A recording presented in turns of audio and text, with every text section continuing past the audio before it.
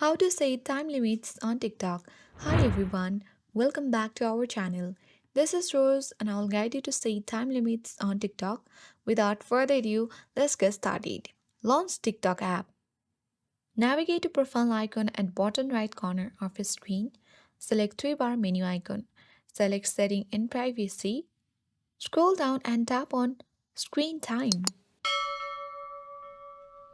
Now tap on daily screen time.